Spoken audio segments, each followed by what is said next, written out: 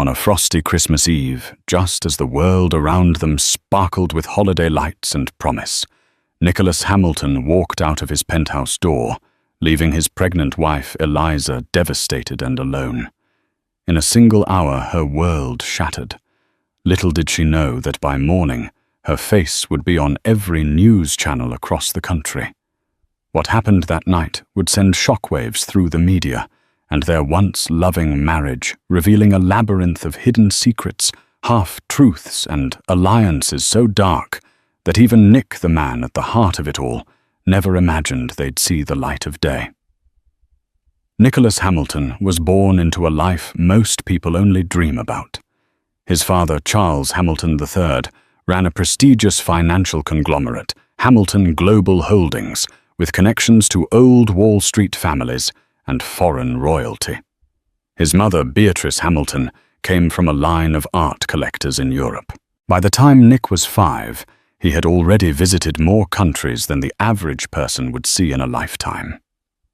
Summers were spent at a private villa in Lake Como, winters at a family estate in Switzerland. His friends joked that Hamilton was synonymous with privilege. But with privilege often came the expectation of perfection. Nick was groomed to follow in the Hamilton lineage from a young age, finishing top of his class at Phillips Exeter Academy, then breezing through Harvard with a degree in economics. He was brilliant, daring, and undeniably charismatic. Investors found him charming at 23. Board members found him wise beyond his years at 24. By the time he was 27, Nick had garnered his first Fortune magazine cover for youngest hedge fund prodigy to make $1 billion. He basked in it. He reveled in the accolades in the press and in the power he held over markets. Yet behind the carefully tailored suits and the opulent parties like the annual Hamilton Charity Ball at the Plaza, Nick carried a hollowness he could never quite shake. The constant pressure to outdo himself, to exceed the lofty bar set by his parents, and the relentless scrutiny of the media weighed on him like an anchor. And then came Eliza. Eliza Jordan was the kind of woman no one would ever guess would end up with a billionaire. She hailed from a modest background in upstate New York, her parents running a small diner famous for its apple pie. Eliza grew up working behind the counter, greeting travelers off Interstate 90 and listening to their stories. She developed an open, warm demeanor and an empathetic heart. After college, she dreamed of moving to Manhattan and becoming an investigative journalist. She idolized Christiane Amanpour and Anderson Cooper, determined to make her mark. But big breaks are hard to come by. She spent months pitching stories to local stations, blogging on the side, and occasionally freelancing for small publications. Her first real job in the city, ironically, had nothing to do with journalism. She became a research assistant for a non-profit legal firm investigating corporate malfeasance. One grey November afternoon, she found herself in the middle of a high-profile press conference. A whistleblower was about to expose an executive's dubious dealings, and the press had gathered in droves. It was there that Eliza first crossed paths with Nick Hamilton. He wasn't implicated in the scandal. In fact, his philanthropic foundation was partially funding the non-profit she worked for. He arrived impeccably dressed in a charcoal suit, carrying an air of confidence that made every head turn. Eliza, holding a thick binder of legal documents, nearly bumped into him as she rushed to hand over some last-minute notes to her boss. "Careful," Nick said gently as papers flew everywhere. "We wouldn't want to compromise your hard work." She looked up, cheeks flushing. I'm so sorry," Nick knelt, helping her collect the documents. Their eyes locked for only a second, but in that moment, the thrumming chaos of the press conference faded to a dull roar. Nick Hamilton, with all his grandeur, was kneeling on the floor, picking up papers for a woman he'd never met. He smirked. "Looks like you're the only person here more anxious than I am." Eliza laughed, nerves loosening. "This is my first big press event. I'd hate to drop the ball." When Nick handed her the final stack of papers, their fingertips grazed. In that fleeting touch, Eliza felt something shift within her. For Nick, it was as if he'd found something honest in a world too often painted in shades of pretense.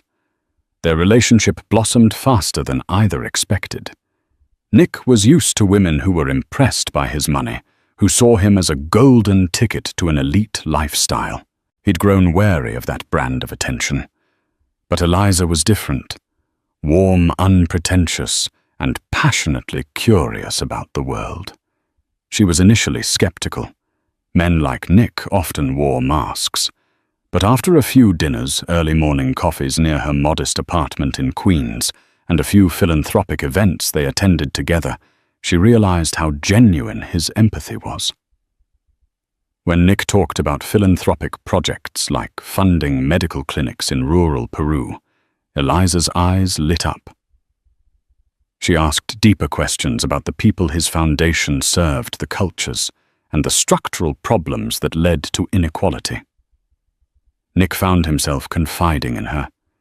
He spoke of the pressure his family placed on him, the exhaustion that came from constantly performing, constantly being the perfect Hamilton heir. Eliza listened, never judging, never rushing to offer hollow solutions. She made him feel seen not as the billionaire mogul, but as a flawed human being who just wanted to find meaning. Slowly, their weekends became getaways from the crowded Manhattan scene to quiet corners of the Adirondacks. Nick taught her to ski. She taught him how to cook basic meals, and they binge-watched documentaries about journalism heroes. Despite coming from different worlds, they fit perfectly, each rounding out the other's vulnerabilities. One spring evening, 6 months after their first meeting, Nick proposed. It wasn't at some grand gala or a glamorous trip to Paris. He did it in her tiny kitchen in Queens Flower, dusting his cufflinks because they'd just attempted to bake a pizza from scratch. Eliza cried tears of joy, whispering yes through her sobs. The wedding was a whirlwind. The Hamilton name demanded a level of pomp and ceremony. The tabloids ate up every detail. Eliza initially wanted a small, simple affair, but Nick's parents insisted on hosting it at the Hamilton family estate in Greenwich, Connecticut, a sprawling manor that had hosted senators, tech moguls, and even European nobility on occasion. A sea of paparazzi camped outside the estate gates, hoping to snap photos of the commoner bride who had captured the heart of the heir. Celebrity friends of the Hamiltons attended, including business magnates like Bill Gates and well-known figures like Oprah Winfrey, who happened to admire the Hamilton Foundation's philanthropic efforts. Even Elon Musk was rumored to have sent a personal note of congratulations, referencing a conversation he'd had with Nick about future humanitarian projects on Mars, half joke, half serious, in Musk's typical fashion. Eliza felt swept away by the spectacle. As she walked down the aisle, it was hard not to be overwhelmed by the cameras and the crowd. Still, when she locked eyes with Nick at the altar, everything else fell away. In that moment, it was just them. They kissed amid applause, and the newly christened Mrs. Eliza Hamilton tried not to think about the mountain of expectations that came with her new last name. The first year of marriage was blissful, filled with philanthropic trips and adjusting to a new home, a luxurious but surprisingly cozy penthouse overlooking Central Park. Eliza settled into the role of philanthropic advisor, working with Nick's foundation to evaluate projects and travel to underfunded communities. Yet beneath the veneer of happiness, tension brewed. Nick's father, Charles Hamilton III, had never fully embraced Eliza. Though he was polite, There was an undercurrent of disapproval in every question he asked about her background, her career aspirations, her ability to handle the social demands of being a Hamilton. Beatrice Hamilton was more welcoming, but she too had her reservations, always measuring Eliza against an invisible, impossibly high standard. The tabloids didn't help. They followed Eliza relentlessly, scouring her small-town past for anything unsavory. They spun half-truths into headlines like "Small-Town Girl in Over Her Head" and "Hamilton Bride Ambition" or "Love." Nick tried to shield her, but every magazine cover was another reminder that her every move was being dissected. Despite these pressures, Nick and Eliza tried to keep their relationship strong. They'd have weekly date nights away from prying eyes, sometimes sneaking into a hole-in-the-wall restaurant in the Bronx, other times strolling through Riverside Park, disguised in baseball caps. But as Nick's responsibilities at Hamilton Global Holdings grew, so did the demands on his time. Late-night strategy sessions, flights to Hong Kong, endless phone calls with investors. Eliza found herself alone in a penthouse full of staff. She barely knew her attempts at philanthropic projects, overshadowed by the press's fascination with her personal life. After 2 years of navigating high society philanthropic travels and the unrelenting scrutiny of the media, Eliza discovered she was pregnant. She told Nick early one morning, surprising him with a tiny pair of baby booties she'd bought at a local boutique. Nick's face lit up. He scooped her into his arms, promising to scale back his work to be a present, loving father. For a while, Nick tried to make good on that promise. He turned down some late-night meetings, delegated more tasks to his trusted friend and CFO Joshua Pierce. Eliza, radiant and hopeful, started imagining their future as a family. She even pictured moving to a quieter brownstone in Brooklyn, where a child could grow up with parks and a sense of neighborhood. Then reality intruded. A major deal was brewing at Hamilton Global Holdings, one that involved a merger with a European bank partially owned by a Middle Eastern sovereign fund. It was complicated, volatile, and could catapult the Hamilton empire into a new stratosphere if handled correctly.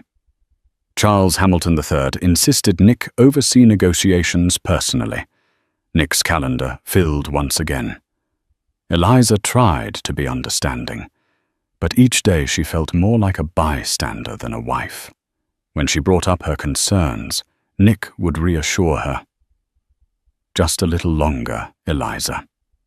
After this, we'll take that long vacation to the Maldives, away from everything." Still, the baby grew inside her, and with it a gnawing uncertainty about their direction. As December arrived, New York transformed into a wonderland of sparkling lights and holiday cheer. The Hamilton family was expected to spend Christmas Eve at the Connecticut estate.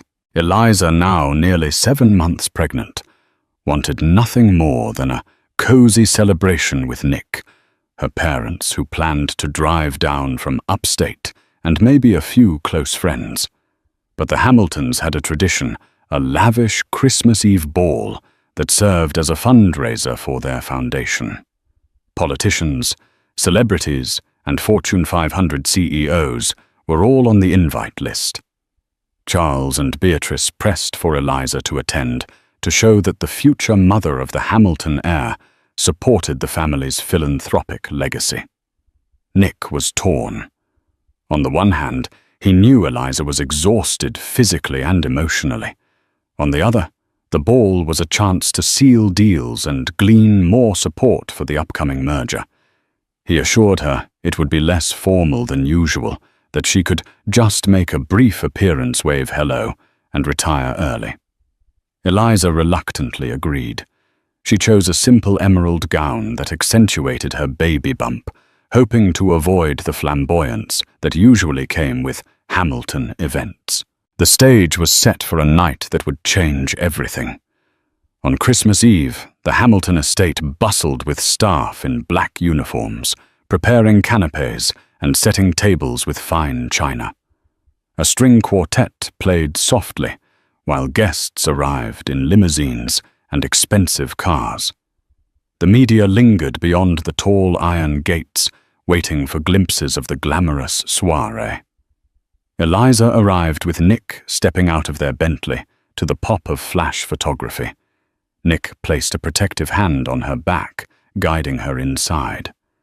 The mansion was festooned with glittering Christmas trees, each meticulously decorated in a different holiday theme.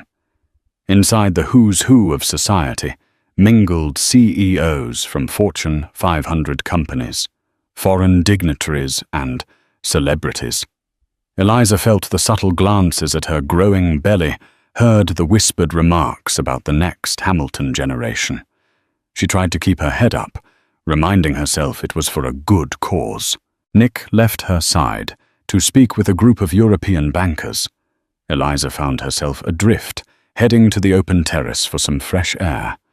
There she found Joshua Pierce, Nick's longtime friend and CFO, sipping a glass of champagne.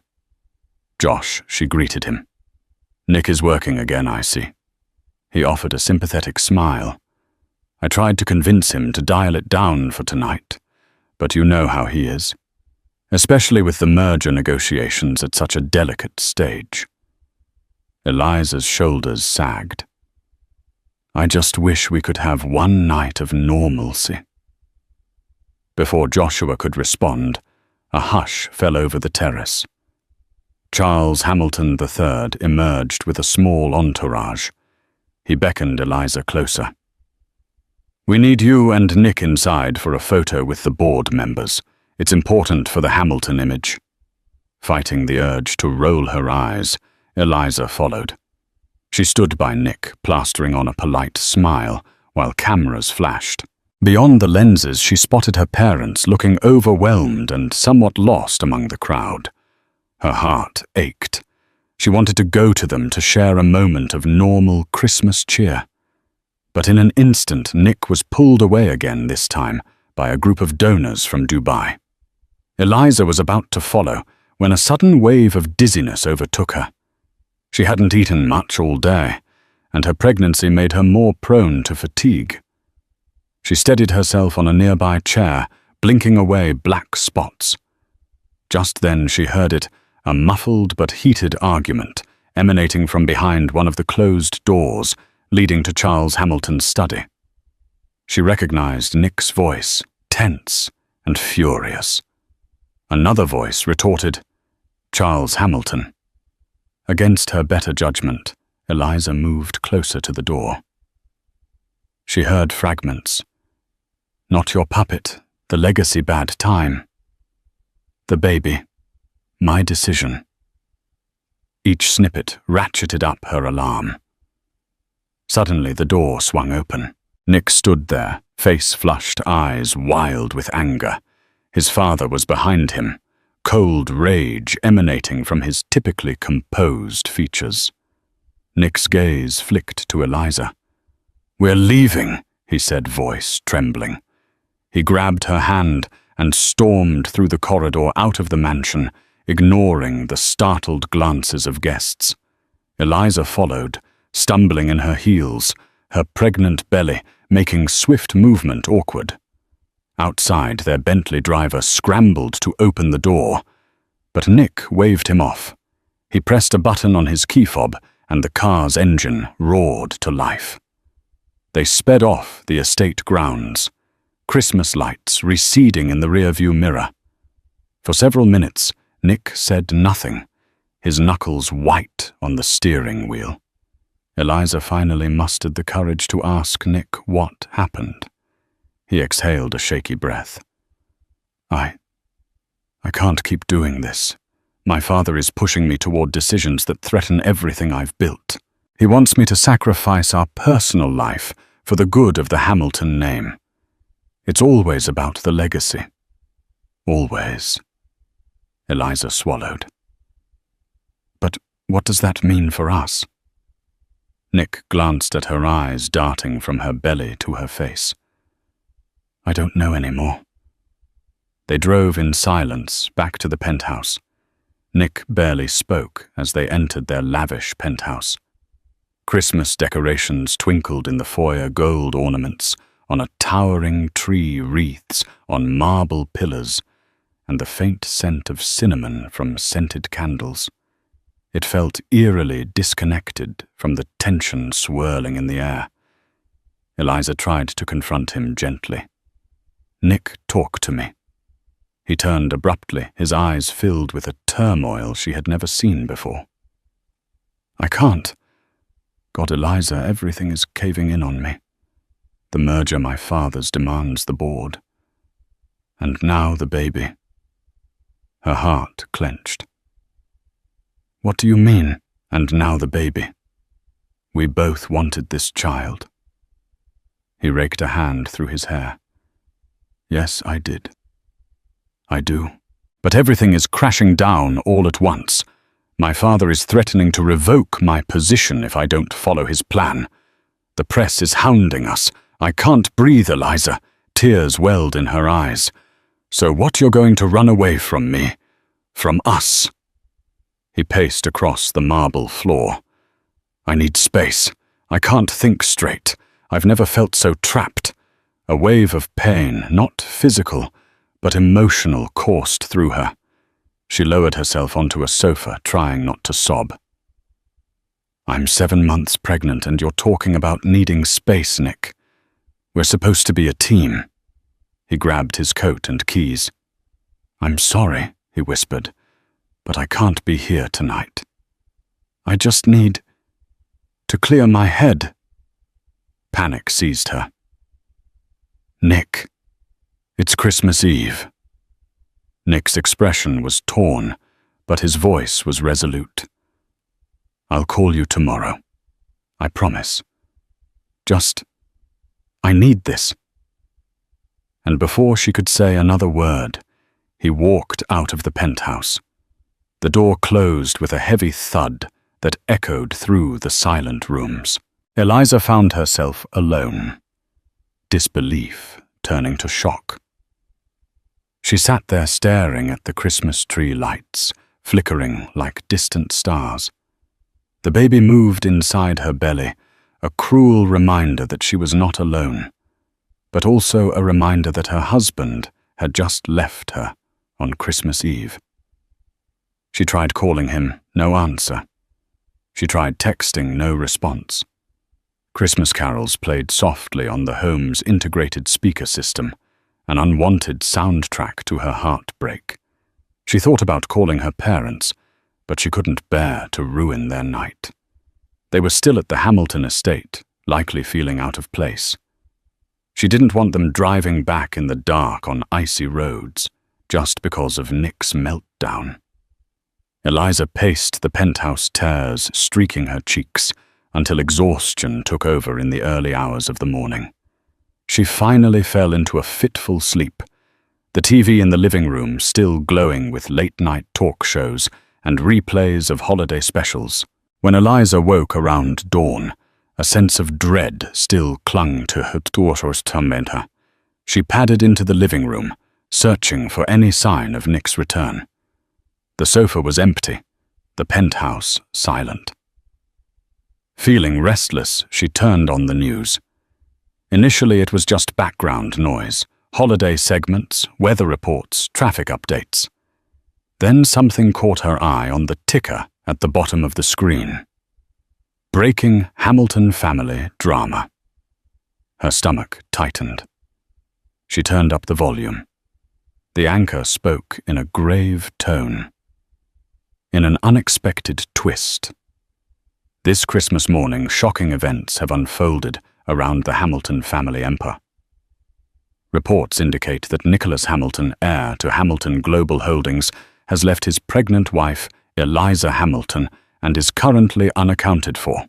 We have unconfirmed details suggesting a possible connection to the highly anticipated European merger. Stay tuned. Eliza's mouth went dry. Her phone began to vibrate with incoming calls and texts. She switched to another channel, the same story, more speculation. A photo of her taken at the Christmas Eve ball filled the screen. The words, "Where is Nicholas Hamilton?" scrawled beneath. Panic consumed her. Why was the media reporting this so quickly? Why were they implicating her in the same breath as the merger? She attempted to call Nick again, straight to voicemail. Within minutes, the doorman of her building called up. "Mrs. Hamilton, we have half a dozen reporters in the lobby. They want a statement. Shall I call security?"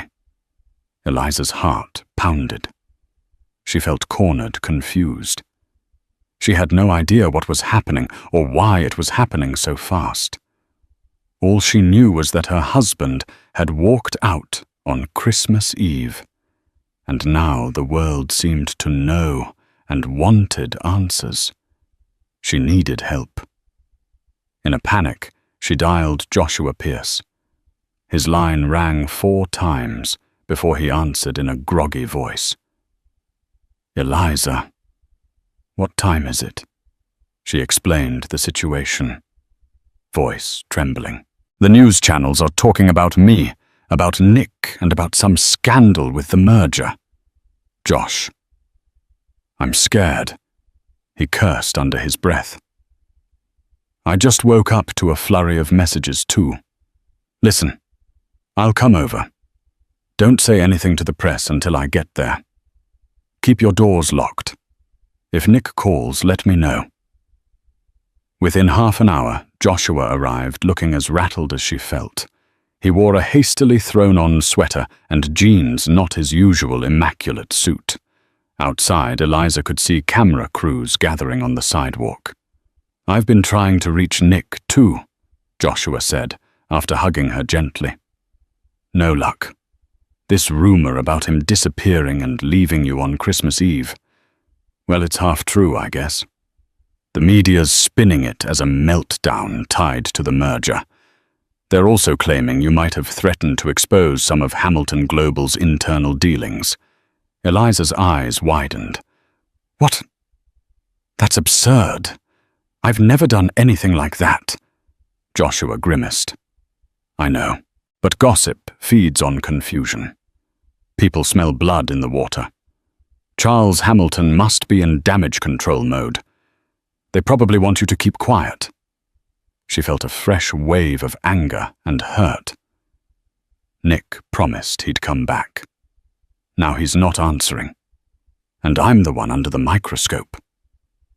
"Let's see if we can get to the bottom of this," Joshua said, pulling out his laptop. "We'll try to contact the Hamilton PR team, figure out the real story." Over the next several hours, the media frenzy intensified. Shots of Eliza's face from the night before, a tearful expression as she left the estate, were plastered on news networks and gossip websites. Speculation ran wild. Did Nick leave because he feared fatherhood? Were there financial irregularities about to be exposed? Was Eliza blackmailing the Hamiltons? The speculation about blackmail stung the most. Eliza had never sought money or influence from Nick. She'd always tried to be independent, even after marrying into wealth. As the day wore on, Joshua managed to speak with the Hamilton PR director. He relayed their statement to Eliza. "They're denying all blackmail rumors, but they're also not clarifying why Nick left. They just say he's taking personal time. They want you to do the same and to avoid contact with the media." Eliza shook her head in disbelief. "How can they leave me hanging like this? I'm the one left alone on Christmas, and they want me to go silent." Joshua patted her shoulder. "I don't like it either. But they're probably scared. This merger is huge, and any sign of instability might kill the deal." She pressed a hand to her baby bump, feeling a reassuring kick. "What about me? What if something happens? This stress can't be good for the baby." His eyes softened. "I know. That's why I'm here. We'll figure out a way to protect you. Maybe you should reach out to your parents. Have them come here." Eliza nodded, tears threatening again. "Yes. I need them right now." Later that afternoon, while Joshua took calls in another room, Eliza scrolled through her phone. She noticed an email with the subject line, "You need to see this." The sender was unknown, a cryptic address. She opened it hesitantly. Attached was a PDF labeled Hamilton Merger Confidential. Her heart raced. She tapped it, revealing pages of financial documents, email transcripts, and legal correspondences. It looked like evidence of wrongdoing internal communications that suggested Hamilton Global Holdings and its potential partners were engaged in questionable practices. Some lines mentioned bribes to foreign officials. Others indicated accounts in offshore tax havens. Eliza's mind spun. Was this real? Who sent it, and why send it to her? She scrolled further and found references to Nick's involvement. It seemed he might have discovered these shady dealings and was resisting them. If he refused, his father's entire plan for the merger could collapse. Could this be why Nick had stormed out? Was he being blackmailed by his own father to keep quiet, to finalize the merger? Despite potential illegalities, Eliza felt sick. If this information was legitimate, it explained the swirling rumors. Perhaps Charles Hamilton suspected Eliza would blow the whistle given her background in non-profit legal work and her investigative streak. Just as Eliza was about to show Joshua the documents, her phone rang. The caller ID displayed Charles Hamilton III. Anxiety flared in her chest, but she answered. Charles's voice was controlled but cold. "Eliza, I'd advise you not to speak to the press. The situation is delicate. We wouldn't want you to misrepresent the family." Eliza's frustration boiled. "I haven't said a thing. But maybe you can tell me where Nick is." He paused. "Nick is taking time to reconsider his position. That's all you need to know. As for you, I suggest you refrain from meddling in matters that don't concern you." Anger surged. "Excuse me, I'm his wife. This concerns me and I'm carrying his child." Charles's voice took on a menacing edge. "And that is precisely why I'm telling you to tread carefully. The Hamilton name carries weight enough to protect or to destroy. Good day, Eliza." The line went dead. Eliza's hands shook. She had never liked or trusted Charles, but to hear him threaten her so openly. She knew now the documents in her inbox were the key to everything. She showed the files to Joshua, who read them with horror etched on his face. If these are real, then Hamilton Global is on the brink of committing massive fraud. This would ruin the company if it became public. Eliza was adamant. "We have to find Nick. If he's the one standing against these dealings, he could be in real danger." Joshua dialed Nick's number again. No response. He tried mutual friends, colleagues, but no one had heard from him since the night before. Eliza mulled over her options. She had enough journalistic instinct to know that handing these documents directly to the media would create a firestorm and might endanger Nick if he was somehow caught in the crosshairs. But doing nothing felt like a betrayal of all she believed in. She made a decision. "I'm going to contact an investigative journalist I trust, not to publish yet, but to verify if these documents are genuine." Joshua nodded slowly. "Okay. We'll need to keep a low profile. The Hamilton family's PR machine will be out for blood if they suspect you're behind this leak." Eliza steeled herself, determination replacing her fear. "I won't let them bully me." Not this time. The day wore on. News trucks lined the street below the penthouse, and the media demanded a statement. The speculation grew wilder. Some tabloids claimed Nick fled the country, others that Eliza was working with the FBI. Seeking a semblance of normalcy, Eliza's parents finally arrived, escorted by building security through the back entrance. They embraced her, trying to provide comfort, but the tension was palpable. She made a few calls to her journalist acquaintance, Sarah Blake, an old college friend who now worked for a reputable newspaper. Sarah agreed to meet discreetly at a nearby cafe that evening, away from paparazzi. Despite Joshua's reservations, Eliza slipped into a cab bundled in a coat and scarf, evading the cameras by using an underground parking exit. She clutched a folder containing printouts of the leaked documents, her heart pounding at the risk. At the cafe, Sarah greeted her with a tight hug. "I saw the news. Are you okay?" Eliza shrugged. "Not really, but there's something bigger happening here. I need your help verifying these files." Sarah's eyes widened as Eliza laid out the documents. She listened intently, scribbling notes. "This is huge, Eliza. If these are authentic, it implicates not just Hamilton Global, but major international players. You realize what kind of storm this could create?" Eliza exhaled. "Yes. That's why I need to be sure. My husband is missing. I believe he walked out because he discovered these unethical deals and his father was forcing his hand." Sarah nodded gravely.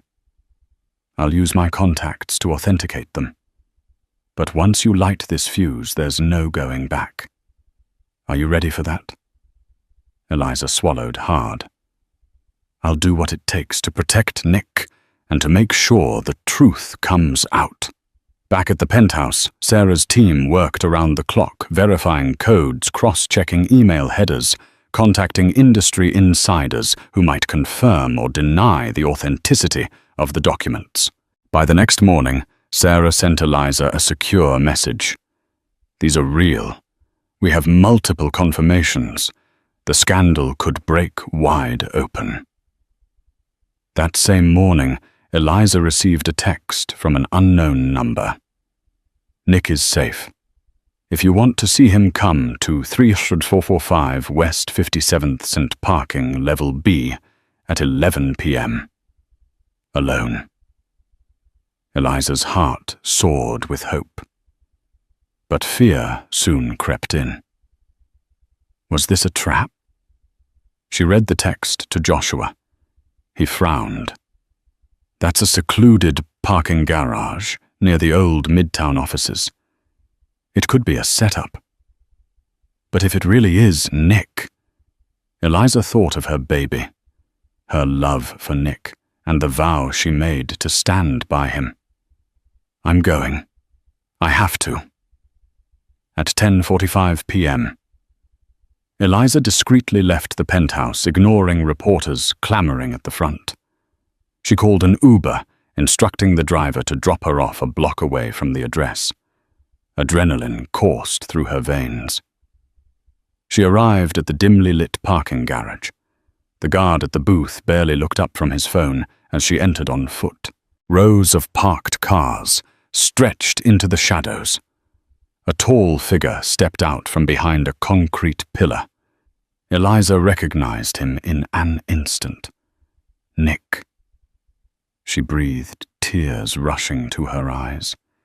He looked disheveled, dark circles under his eyes, as if he hadn't slept. But he was there, alive, real. They rushed into each other's arms. For a moment, neither spoke, just clung to the other in desperate relief. Finally, Nick pulled back. "Eliza, I'm so sorry. I couldn't stay. I discovered things about the merger. Terrible illegal things.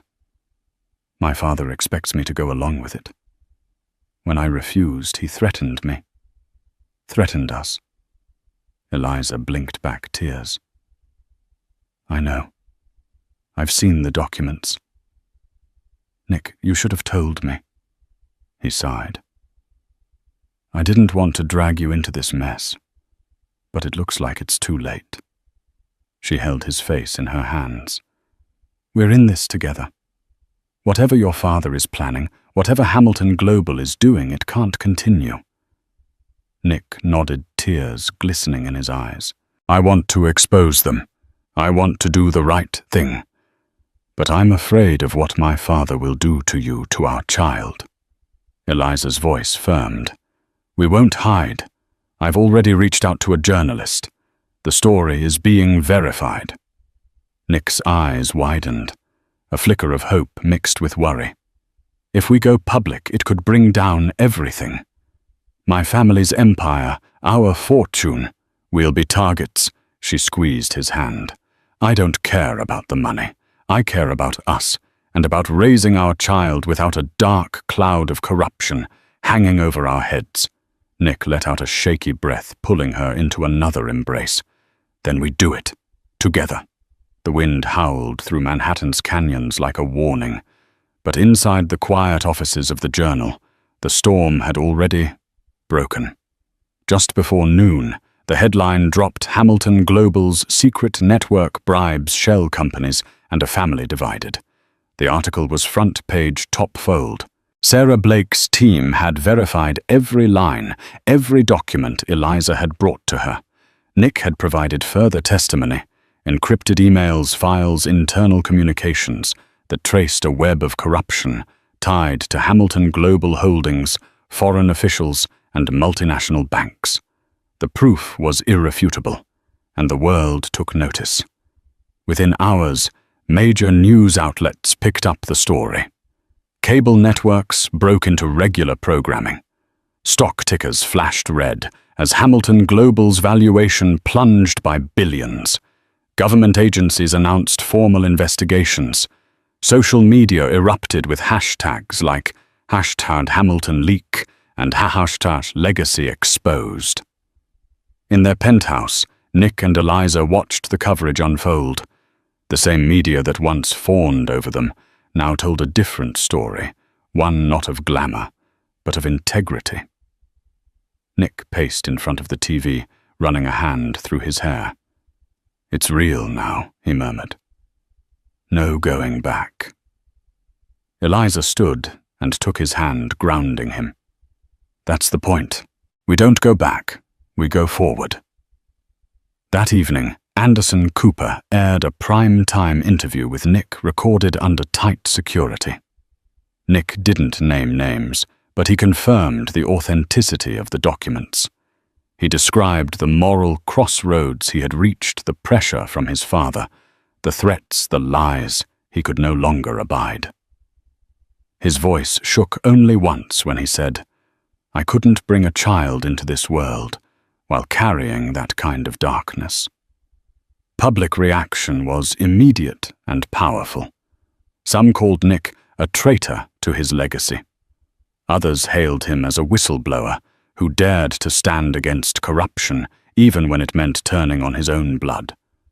But in the quiet corners of their home, as Eliza held his hand and rested her other on her belly, none of that mattered. They had chosen truth, and from that choice, a different kind of legacy was being born. The fallout from the expose was swift and seismic. Overnight, Hamilton Global Holdings transformed from a symbol of financial prestige to a cautionary tale broadcast on every news outlet in America. The company's stock nosedived. Investors scrambled to distance themselves. Regulators opened investigations not only in the US, but across Europe and the Middle East. Nick's name, once synonymous with wealth and power, now floated through headlines alongside words like whistleblower, betrayal, and courage. The media dubbed it the collapse of the Hamilton dynasty. And still through the whirlwind, Eliza and Nick stood firm. They remained at their penthouse, declining interviews and offers for book deals. Eliza focused on her pregnancy, clinging to moments of calm between the waves of public attention. her doctor concerned by the stress-advised rest and limited media exposure. So Nick turned off the television, closed the laptop, and stayed by her side.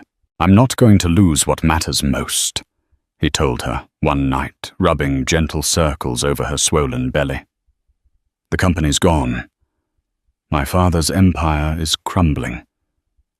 But you, and him, you're what I have now." Eliza reached for his hand. "You didn't lose anything worth keeping. You let go of something rotten. That takes strength." Despite the chaos, they were not entirely alone. Joshua Pierce remained a steady presence, helping Nick manage his remaining assets. While much of Nick's fortune was tangled in Hamilton Global stock, now nearly worthless, he still had enough in independent investments to keep them secure. Public sentiment began to shift. Where once there had been whispers of scandal, now there was respect. Eliza's dignity under pressure, Nick's decision to speak out, it resonated with people. They were no longer seen as symbols of elitism, but as humans who had chosen truth over comfort. And though the road ahead was still uncertain, one thing was clear. They had not only survived the storm, they had changed the weather. They had traded privilege for principle, power for purpose. And for the first time in their lives, they could look at themselves and each other with unwavering honesty. The new year dawned not with fireworks, but with subpoenas.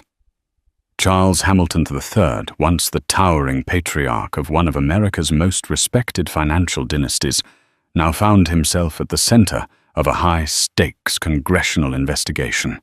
The televised hearings transfixed the nation. It was rare to see a man of his stature questioned so publicly, his carefully constructed empire stripped bare under the scrutiny of lawmakers and regulators. In the Hamilton penthouse, Nick and Eliza watched the hearings unfold from their living room couch, their hands intertwined baby supplies, neatly stacked in the corner in preparation for the weeks ahead. Charles sat stiffly before the committee, his signature silk tie knotted with precision, but the calm confidence that once defined him had thinned into tension. Page after page of financial records and email transcripts were laid before him. Bribes, backdoor partnerships, misappropriated funds. With each revelation, the weight of decades of unchecked power bore down on him. For Nick, it was surreal.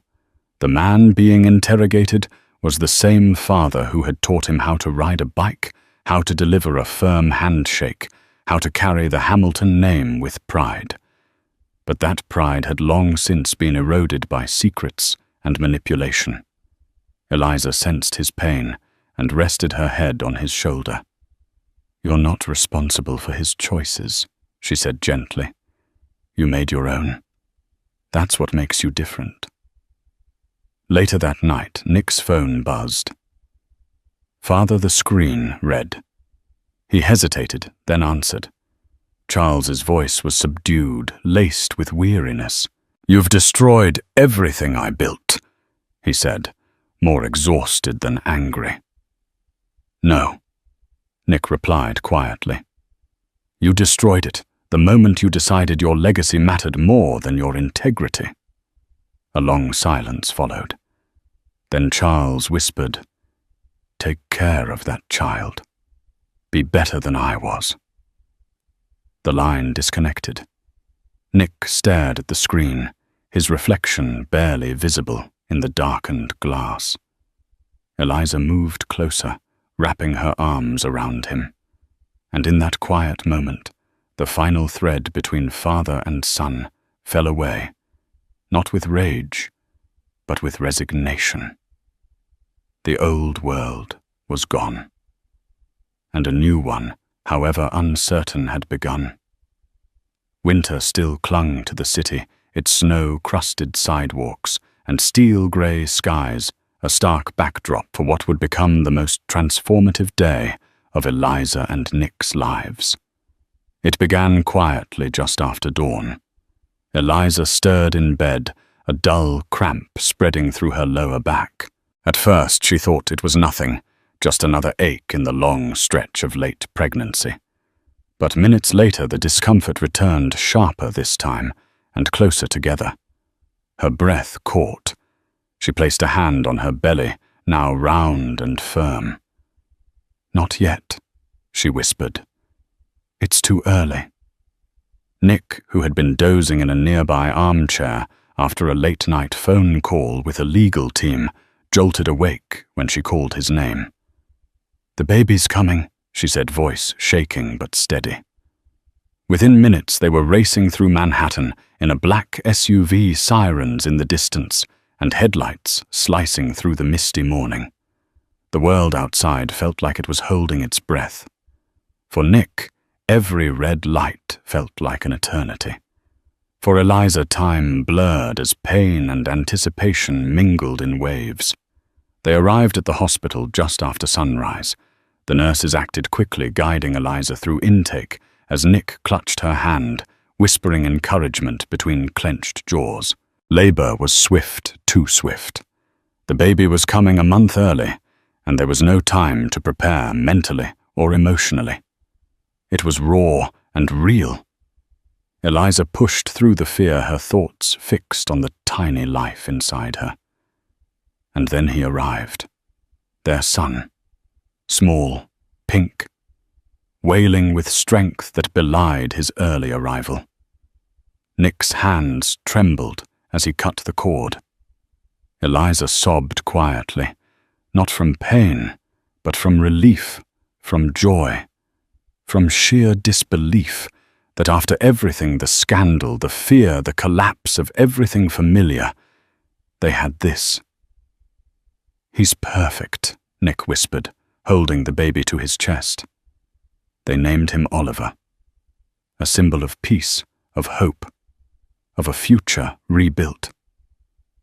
In that moment, the cameras, the headlines, the weight of legacy. It all vanished. There was only this tiny child and two people who had fought like hell to give him a better world. And in that sterile hospital room, love reigned quietly, but completely. The months after the exposé were a blur of transition. What once defined Nick and Eliza's lives, boardrooms, fundraisers, headlines now felt like relics of a world they had left behind. The Hamilton name no longer graced the covers of financial magazines as a symbol of power, but it was still present, whispered now in conversations about justice, courage, and corporate accountability. Charles Hamilton III, once untouchable, stepped down from the board of Hamilton Global Holdings. The company entered a grueling period of restructuring overseen by federal investigators and new leadership appointed by court mandate. Several of Charles's closest associates faced indictments, and although he avoided prison time by cooperating and paying substantial fines, his reputation was shattered. Nick, newly divorced from the Hamilton empire, chose not to fight for his stake in the company. "Let them rebuild it without me," he told Eliza. "I want our future built on something real." And so they redirected their energy into something entirely new. With Eliza's background in non-profit legal work and Nick's connections and insight into business, the couple launched an organization focused on ethical entrepreneurship. They called it Clear Path, a foundation committed to promoting transparency, integrity, and accountability in business. Rather than chasing profit, their mission was to elevate the stories of whistleblowers, reform corporate culture, and empower future leaders to do better. Eliza also revived her long-held dream of investigative journalism. Through a podcast titled Inside the Veil, she interviewed corporate insiders, lawyers, and activists about corruption and reform. Her calm, empathetic interviewing style, paired with Nick's honest reflections, quickly built a dedicated audience. Though the Hamilton name no longer held its elite shine, it found something more valuable. Respect from communities that valued truth over titles.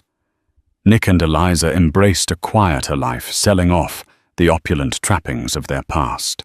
The penthouse felt warmer now, not as a monument to wealth, but as a home where love, laughter, and the cries of baby Oliver echoed off the marble walls.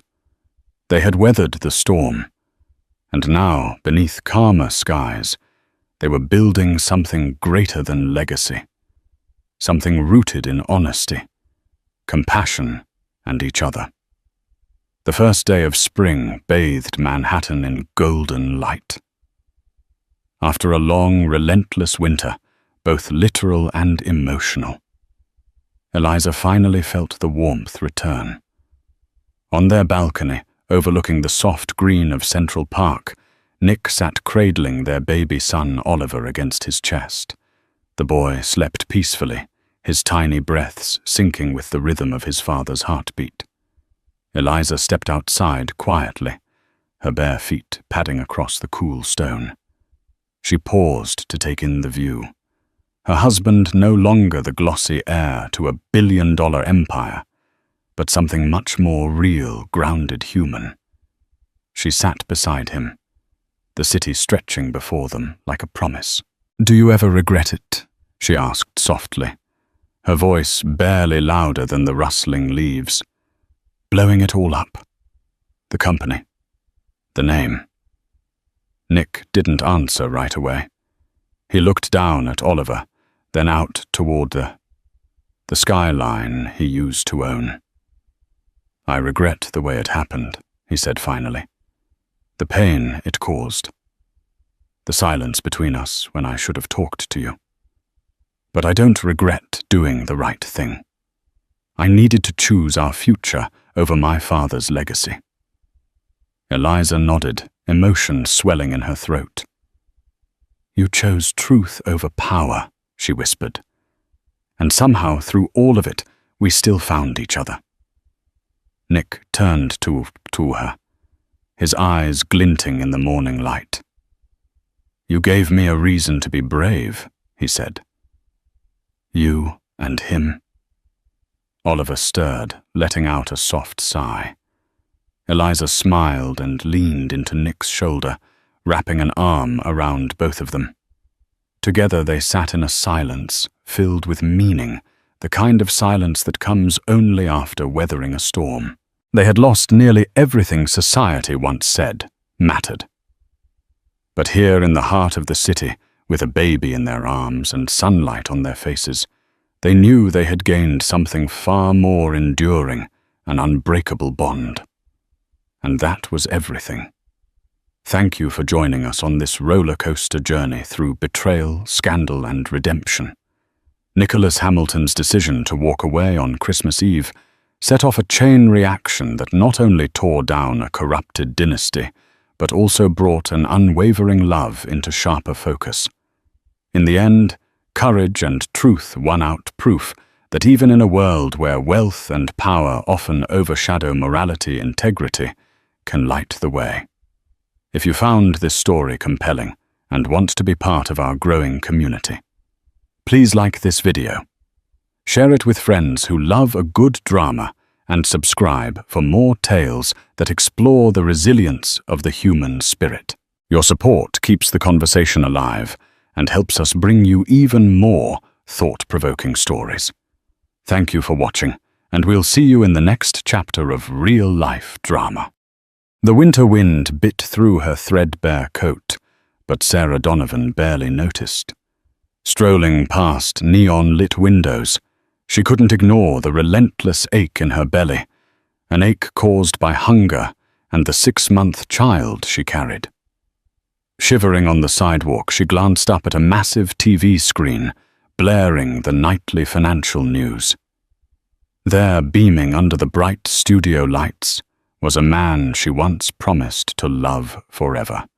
William Donovan, her husband, a multimillionaire, famous, admired, while she trembled in the cold. Her heart twisted. How had their world turned so cruel? She had nothing, and he seemed to have it all. Sarah Donovan had known hunger before, but never like this. On that frigid evening, the wind seemed to slice through layers of her clothing directly into her bones. She pulled the sides of her coat together in a desperate attempt to keep warm. Through the swirling snowflakes, she could just make out the bright, flashing monitors in Times Square. On the largest screen, a familiar face, William Donovan, appeared. His name scrolled in large letters. Tech Investor of the Year. Applause thundered behind him in the recorded clip. Brightly lit, he was addressing a hall filled with wealth power and cameras from CNN, CNBC, and local networks. Sarah couldn't tear her eyes away. That face, the strong jaw, the slight smile that once reassured her everything would be all right. Now he looked polished, exuding confidence. She hadn't seen him in person for almost a year. Her chest clenched with memories of the day he walked out, arguments about money and ambition overshadowing their love. She'd tried to reason with him to support him, but each conversation ended in a new fight, culminating in the shocking decision he would succeed alone. The flickering billboard cut to a montage of images, William shaking hands with Mark Cuban at a tech conference, then introducing a pioneering piece of software in Silicon Valley. Sarah saw glimpses of glamorous parties William in a tailored tuxedo, accompanied by men and women she had never met. The talk show host concluded the segment by proclaiming, "William Donovan, America's newest business sensation." Then the screen blinked to a car commercial. Just like that, he vanished into the night. Sarah blinked back tears. There was a time William's arms had been her warm refuge, promising they'd face every storm side by side. And now, pregnant with his child, she walked alone on icy sidewalks, scrounging for a place to sleep. She was determined not to cry, but her emotions overwhelmed her as she gazed up at the ironically beautiful Christmas lights decorating the city. By all appearances, the world around her was celebrating, and she was surviving. Barely. She pressed a hand against her abdomen, feeling the slightest kick. "I'll take care of you," she whispered to the life inside her. It was a promise she intended to keep, though at that moment she wasn't sure how. When she turned away from the screen and stumbled onward, her foot snagged on a piece of broken pavement. A stinging pain shot through her ankle, and she nearly collapsed. She bit down a cry, scanning the crowd for help, but passers-by, preoccupied with their own rush of errands and holiday shopping, scarcely gave her a glance. That's what life had become after she left the small studio in which she and William once lived, alone, invisible. Sarah's pride was bruised, but she refused to crumble. She passed by a bakery. Through the window, the smell of fresh bread made her stomach twist. She had to preserve her last dollar for the cheapest motel, a place with peeling wallpaper and barely functioning plumbing, but at least it was indoors. She stepped inside, bought a small roll and devoured it in 3 bites. Outside again, the wind roared, intensifying the city's clamor. Still clutching her abdomen, she decided that tomorrow everything had to change. She would find a job. She'd scour the city for help. She would not let her child enter this world with nothing but sorrow. But for tonight, she needed a place to rest, a place that wasn't some abandoned corner or shadowed alley. Even if it cost her last few dollars, she had to prioritize the safety of the life inside her. As Sarah walked away from the mesmerizing screens of Times Square, one thought pulsed in her mind. Her husband, the man she had once loved beyond reason, was thriving. And here she was, pregnant and alone. Could the chasm between them grow any wider? Long before he was the darling of business magazines and tech summits, William Donovan was a daydreamer, writing code in the corner of the local university library. Sarah remembered the first time she saw him. It was her sophomore year, and she was majoring in English literature at Columbia. The library's back table had been her favorite spot, quiet, perfect for reading. She noticed him a junior in computer science, leaning over a laptop with an exasperated scowl. Curious and drawn by the intellectual frenzy in his eyes, she'd asked, "Need any help?" Although Sarah barely understood advanced programming, the question sparked the first real conversation they ever had. William's exhausted face broke into the shyest of smiles, and she recalled thinking, "He's kind of cute under all that stress." They chatted about his class project, an algorithm for data compression. Sarah confessed she was more comfortable discussing Shakespeare than software, and he teased her gently. From that moment on, they were a constant presence in each other's lives. Their connection seemed effortless. He awakened her interest in technology's potential. She introduced him to literary classics, weaving in metaphors about love and ambition. They started dating by Christmas break of that year, with sweet, simple moments, late-night walks around campus, scrounging for cheap coffee in the student lounge, trying out new ramen spots around Manhattan. They were two dreamers, William longing to found a tech startup that would revolutionize how people shared data, and Sarah hoping to become a novelist. The future seemed limitless. She could still feel the way he used to grasp her hand whenever she doubted herself, as if to say, "We'll get through anything." Yet as graduation approached, financial stresses haunted them. William, determined to compete in the tech world, pitched his software to small investors, but faced constant rejection. Sarah, meanwhile, struggled to get traction for her short stories, or even land a decent internship. Their families offered little financial support. William's parents, proud owners of a modest real estate business in upstate New York, expected him to follow a more traditional path and often expressed skepticism toward his entrepreneurial obsession. Sarah's mother, whose chronic illness drained the family's savings, couldn't help beyond a few encouraging phone calls. When they got married in a humble civil ceremony right after graduation, they were brimming with hope. Their honeymoon was a short weekend, spent in a budget motel near Niagara Falls, the only getaway they could afford. But they didn't care. What mattered was their shared devotion. They returned to New York City, renting a cheap studio apartment in Queens. William coded into the late hours, while Sarah worked as a barista by day and scribbled short stories by night. Their love burned like a bright flame until cracks began to form. William became consumed with success, obsessed, really. Each failed pitch to an investor sent him into a silent downward spiral that led to outbursts. Sarah tried to reassure him that failure was part of the journey, but her optimism only irritated him. As months dragged on, the bills piled up. William grew desperate, dabbling in risky deals with shady angel investors. They had endless arguments about money.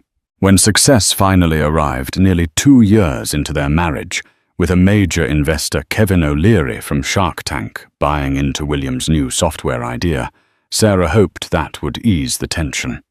But ironically, it only magnified their differences. William was suddenly thrust into corporate meetings, traveling across the country, networking with high-profile entrepreneurs. Invitations to flashy events replaced their quiet dinners. He no longer came home with cheap takeout. He was gone most nights, presumably in boardrooms or at fancy parties. Sarah felt him slipping away. A year passed in that swirl of success, and Sarah was left behind, often alone, in their now upscale condo near Central Park. William's time was devoured by business calls and conferences on the West Coast. When he was home, he was distracted, fidgety, unwilling to share stories of his day. She remembered their final argument vividly. She'd asked him to spend one evening with her to reconnect. He retorted that she had no clue how hard he worked to keep them afloat, how she should be more grateful. That night ended with William storming out, slamming the door so hard it rattled the windows. He never came back. Days became weeks. Sarah's calls and texts went unanswered. Soon bank notices arrived explaining how William had switched all joint accounts to his name alone. Sarah had no income. Worse yet, 2 months later, she discovered she was pregnant. Fear overrode any bitterness, but desperation set in. Rent soared, her barista job didn't pay enough, and she could no longer afford the condo. Before long, she was forced onto the street. She tried contacting William's PR office, but the line always went to a polite assistant who left her on hold until she hung up in frustration. Now, witnessing his face on the giant screen in Times Square, that entire whirlwind of a past threatened to engulf her. She reminded herself of one vow she'd made, standing in that battered apartment with an eviction notice in hand. I will survive and protect this child. If the father refused to care, she would find a way. She would not become just another nameless tragedy in the city's underbelly. Morning brought little relief from the cold. Sarah woke on a narrow, squeaky bed in the cheapest motel she could find. The heater rattled uselessly, barely keeping the air above freezing. She had about $15, left enough for a couple of cheap sandwiches, maybe bus fare if she wanted to head to the next shelter. But Sarah was stubborn. She believed there had to be something better. She packed her meager belongings, a change of clothes, her worn copy of Emily Dickinson's poems, a phone with a cracked screen that almost never picked up a signal. Everything fit into a single bag. Every step outside felt like walking through a wind tunnel. She knew she had to find help soon. A pregnant woman living on the streets was a tragedy waiting to happen.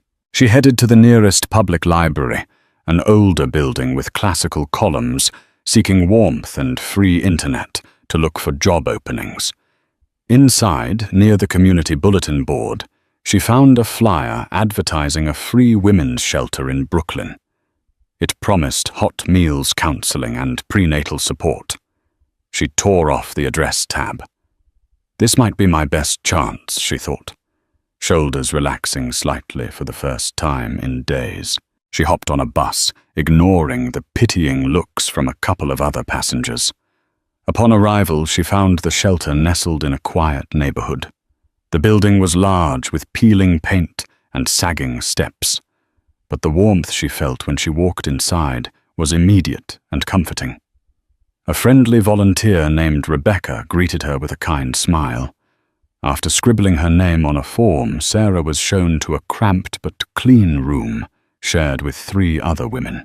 Each cot had fresh blankets and a small side table.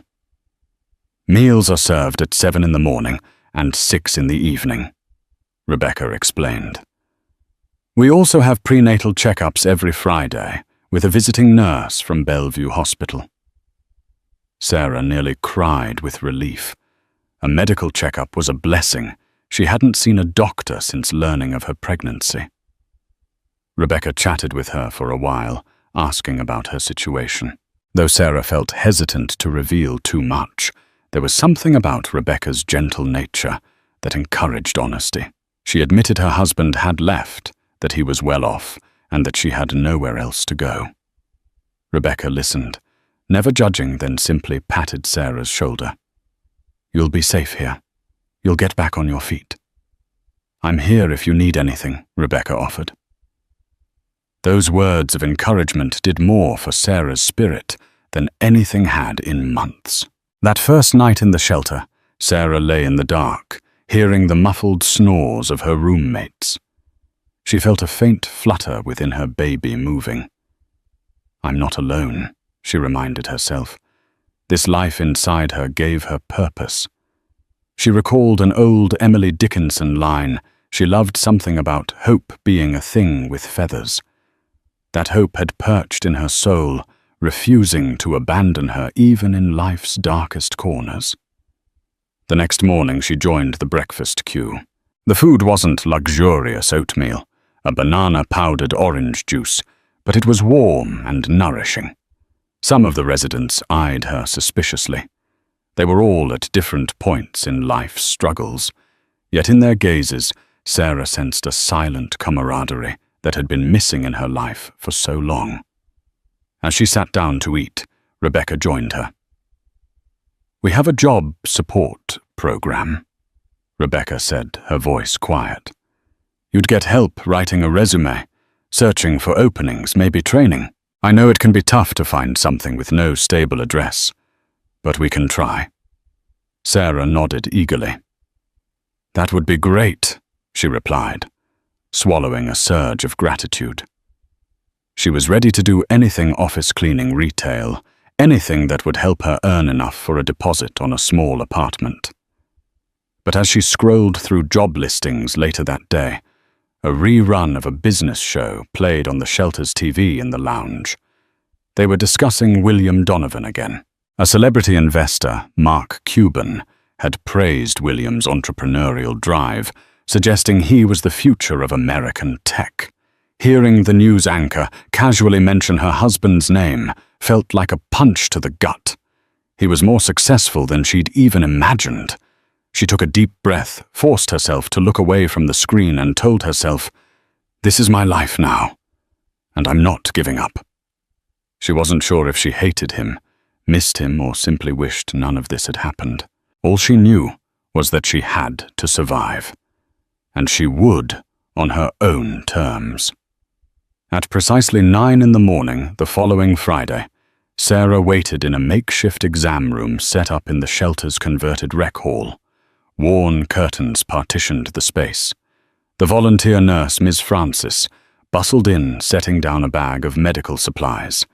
She was a short, no-nonsense woman with bright, reassuring eyes. "How are you feeling, dear?"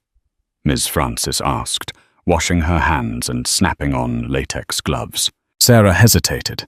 She had been ignoring the dull ache in her lower back, the bouts of nausea that still came and went, and the constant exhaustion. "Better now that I have a safe place to sleep," she admitted.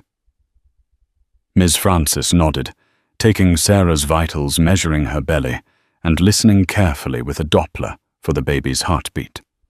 The rhythmic whoosh-whoosh filled the air, and Sarah's eyes grew misty. This was the first time she'd heard her child's heartbeat. So strong, she thought, pressing a hand to her mouth. "No major concerns right now?" Ms. Francis informed, giving a small smile. "But you need to be mindful of your diet. Get as much protein and healthy foods as you can. And rest. Stress can harm the baby too." Sarah almost laughed bitterly. Stress was the only thing she had in abundance. But she forced a bright nod. Ms. Francis noted that Sarah would need a formal medical file at a hospital soon in case of early labor or complications. "We'll coordinate that," Ms. Francis added. "In the meantime, do you have any support person for prenatal care? A family member or—" her voice trailed. "My husband's not around," Sarah said, swallowing a lump in her throat. "No other family in the city." The nurse's expression turned sympathetic. "Well, you're not alone. We're here to help."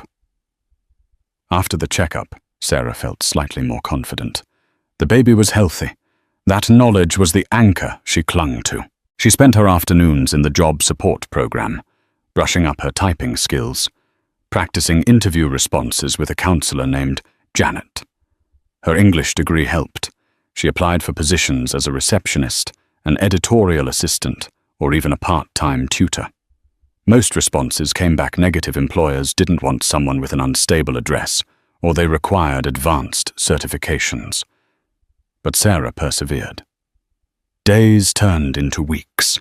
The bulge in her belly became more pronounced, and so did the heaviness in her heart. She tried to keep track of the outside world, scanning newspapers in the library for job ads, occasionally glimpsing headlines about William Donovan's skyrocketing success. One day the paper featured a photograph of him leaving a high-end restaurant with a tall, elegant woman wearing designer clothes. The photo caption labeled her as Madeline Ashford, potential new business partner. Sarah's throat tightened. She glanced at her own reflection in the library window. Rumpled coat eyes ringed with fatigue. If William had moved on personally, was she even a memory? That evening her back pains grew sharper, and she realized with dread that her pregnancy was entering a stage where she would soon need consistent medical care. She couldn't keep skipping checkups or rely solely on the shelter nurse. She also worried about finances, diapers, baby clothes, a crib. Where would she get them?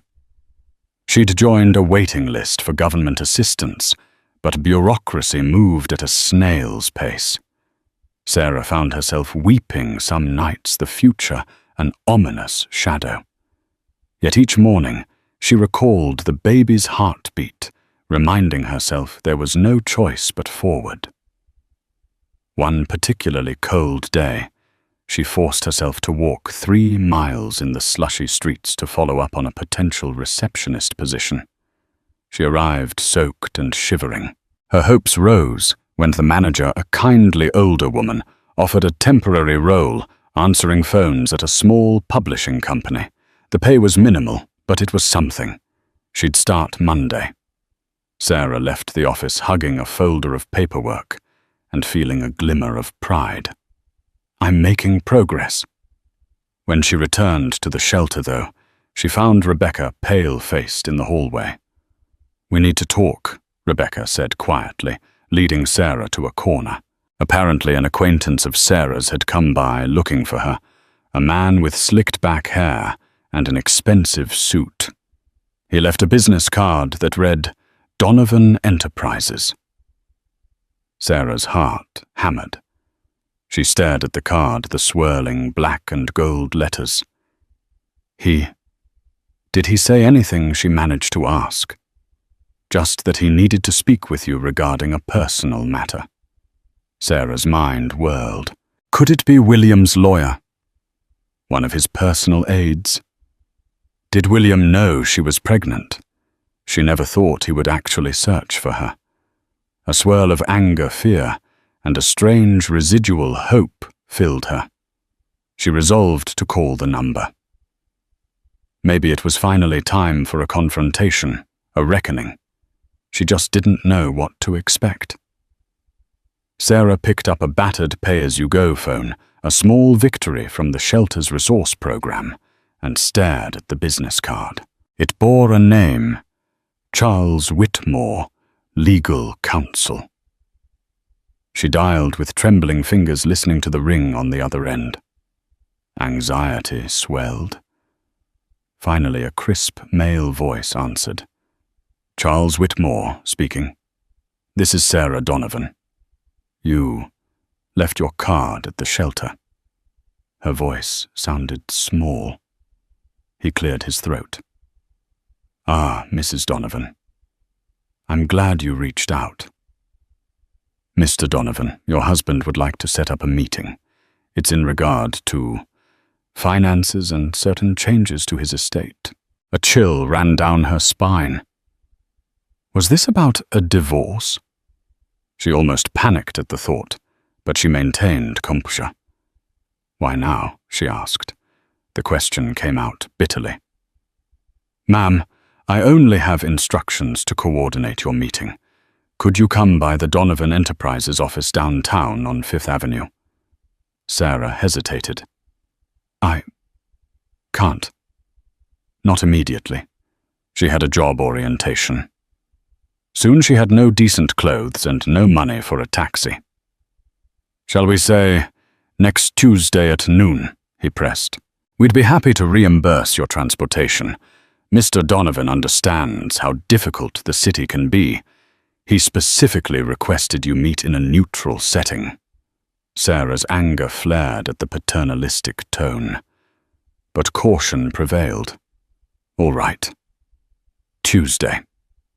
She hung up, heart thudding. William wants to meet. Part of her raged that he would drag her into some legal affair after all this time. Another part, small yet insistent, felt relief that maybe he would acknowledge their baby. Maybe do the right thing. And at least provide child support.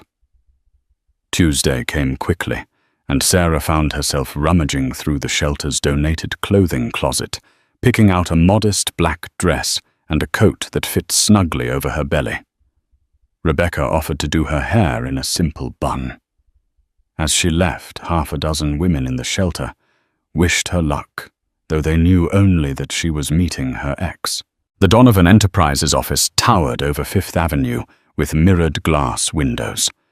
Sarah approached it anxiously, ignoring the doorman's raised eyebrow when she walked in. The marble-floored lobby gleamed, and well-dressed professionals hurried past, exuding an air of wealth. A statue of William's trademark D logo was on display near the elevators, a testament to his success. Charles Whitmore, a tall, slim man with graying hair, emerged from behind the reception area and greeted her with a polite bow. "Mrs. Donovan." "Right this way," he said, leading her to a plush conference room overlooking the city skyline. Soft leather chairs, a polished mahogany table, floor-to-ceiling windows showcasing Central Park. Everything screamed opulence. She perched on a chair, feeling out of place. Moments later, the door opened. In walked William Donovan. He wore a tailored charcoal suit and stepped forward with a hesitant smile. Sarah's throat constricted at the sight of him. He looked the same, yet different, older, more confident. She stood instinctively, placing a protective hand on her abdomen. If he noticed her rounded belly, he didn't show any immediate reaction. "Sarah," he said quietly, as though testing the word. He paused, his eyes flicking to her stomach, then back to her face. "Thank you for coming. I didn't realize you were, are you?" She inhaled sharply. "Pregnant," she finished. "Yes. For nearly 6 months." A fleeting expression of shock, maybe guilt, flashed in his eyes. "I didn't know," he said. You didn't tell me." Anger boiled in her. "I tried. You cut all contact. You walked out. And..." Her voice trembled. She clenched her fists. "You were too busy with your empire to pick up the phone." He exhaled, looking pained. "I'm sorry. I truly am." He sank into the chair opposite her, rubbing his temples. "I messed up. I realize that now. I've been going through a lot, but it's no excuse." She eyed him warily, uncertain if this was genuine remorse or a performance. "So why am I here? Did you need me to sign divorce papers? Is that it?" William shook his head vigorously. No. That's not it at all." He looked at Charles, who stepped forward, clearing his throat. "Mr. Donovan asked me to assist in drafting an arrangement to provide you with financial support, enough to cover all prenatal care, childbirth expenses, and living costs. In addition, there's a trust fund he'd like to establish for the child." Sarah felt a wave of conflicting emotions, relief that there was some practical solution, indignation that he thought money alone could fix everything, and a flicker of hope. "What about us?" she asked, voice barely above a whisper. "Our marriage?" William gazed at her, eyes clouded. "I want to help you. And our child. I know I can't change the past, but I can at least do right by you now." He hesitated, swallowing hard. "As for us, Sarah, I can't pretend I haven't caused terrible damage. I don't expect you to forgive me instantly. But maybe with time," She wasn't sure how to respond. It felt like they were strangers. She realized she was trembling. He's acknowledging the child, she told herself. That was step one. Charles laid out documents referencing monthly allowances, coverage for medical bills, etc. The amounts were staggering. Sarah had never seen such figures.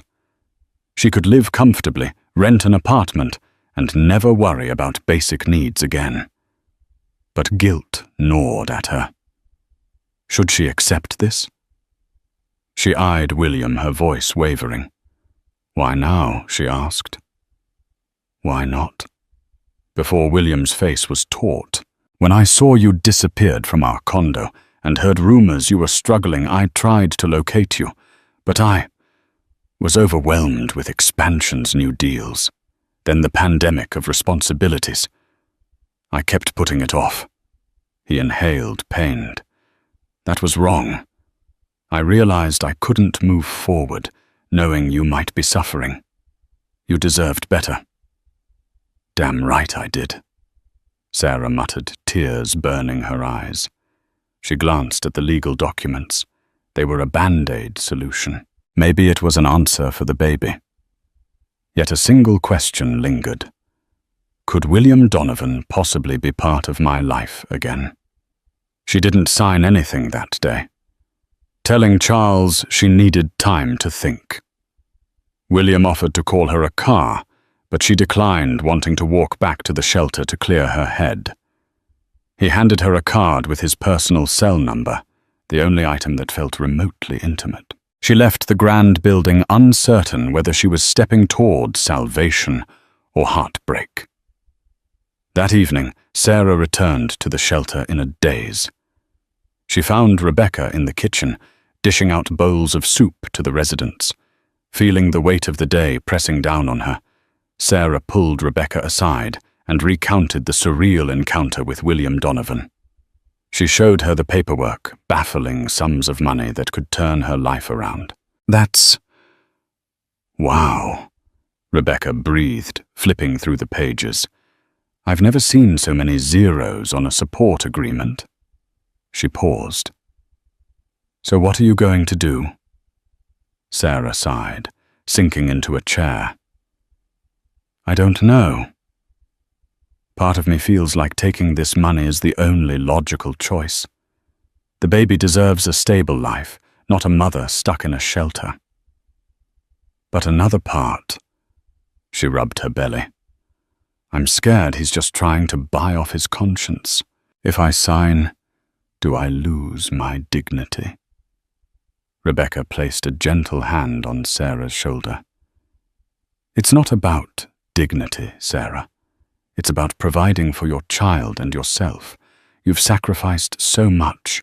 You deserve some security. That doesn't mean you have to let him back in your life unless you want to." Those words calmed Sarah slightly, but her mind remained unsettled. She recalled her once blazing love with William, how they'd giggle over cheap pizza late at night, how she'd fallen asleep on his shoulder while he read his code aloud.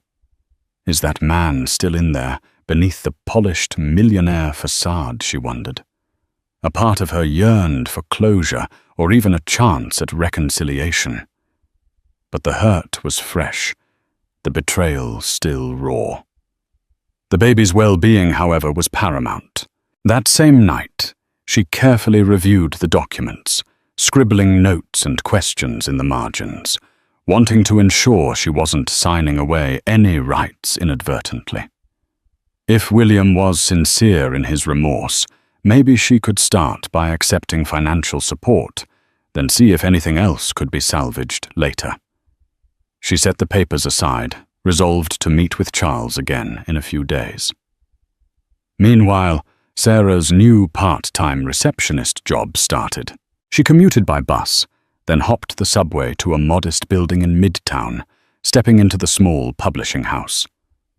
The environment was busy, yet casual stacks of manuscripts, coffee mugs on every desk, editors arguing about grammar. On her first day, she answered phones, directed visitors, and fetched coffee for staff meetings. By lunchtime, she was exhausted, but a gentle wave of triumph swelled inside her. "I'm working. I'm making strides." During a brief break, she scrolled her phone and saw a new message from William. "Please let me know if you have any questions about the agreement. Also, I hope you're doing well." That was all. So formal, yet tinged with a cautious warmth. Sarah stared at the screen, unsure how to reply, eventually typing a short, "I'm still thinking. I'm safe. Thanks." She pressed send. Her heart hammered, but she forced herself to focus on her tasks. Over the following week, she gradually came to a decision. She agreed to sign the financial support arrangement, but made it clear to Charles Whitmore in an email that she didn't want William controlling her life. She insisted on having her own apartment in her own name, a modest but comfortable place near the shelter, so she could remain in the supportive environment until she felt truly stable. She also wanted the freedom to make medical and personal decisions for the baby. If William truly wanted to be involved, they could discuss visitation and co-parenting later. To her astonishment, William agreed to all of it, no arguments. He forwarded a preliminary lease for a small 2-bedroom in a decent neighborhood, the rent fully paid for a year. Sarah felt a surge of relief. He's taking responsibility, she thought. Maybe there was a shred of the old William left. But was she ready for more than just a transactional arrangement? Late one night, cradling the phone, she impulsively dialed his personal number. He picked up immediately, sounding anxious. "Sarah." She swallowed. "I just wanted to say thank you," she managed, "for the help." Silence filled the line, then a soft exhale. "Of course. It's the least I can do." Her voice trembled. This baby, William, it's ours. He or she deserves 2 parents who at least respect each other." He murmured, "I'd like that. I'd like to earn your respect again. And maybe one day, your forgiveness." Tears slipped down her cheeks. She remembered how once, years ago, they could share entire nights, simply talking, dreaming. She had so many questions for him: why he abandoned her, what truly motivated his success, whether there was any love left. But for now, she whispered, "Good night, William," and ended the call. By the time Sarah was entering her 7th month of pregnancy, her life looked drastically different. With William's financial support, she moved into the small but cozy apartment. The walls were painted a cheerful cream color, and there was an extra room she planned to turn into a nursery. The furniture was minimal, just a sofa, a bed, and a kitchen table. But it was hers. Her name was on the lease. Her job at the publishing house had also become slightly more secure. The manager recognized her punctuality and diligence. They offered her an extended contract for another 3 months. With the baby coming, Sarah wasn't sure how long she could keep working, but at least she had some sense of purpose each day. She'd found a routine that made her feel human again. Wake up, check on emails, go to work, come home. Set aside half an hour to jot down story ideas and then rest. She still visited the shelter occasionally, volunteering to help with new arrivals, offering them a spark of hope in the same way Rebecca had done for her. One chilly afternoon, Sarah heard a knock on her apartment door. She opened it to find William standing there, holding a small bouquet of lilies and a bag of groceries. Her heart pounded as she took in his hesitant smile. "I was in the neighborhood," he explained. "Thought I'd stop by, if that's okay."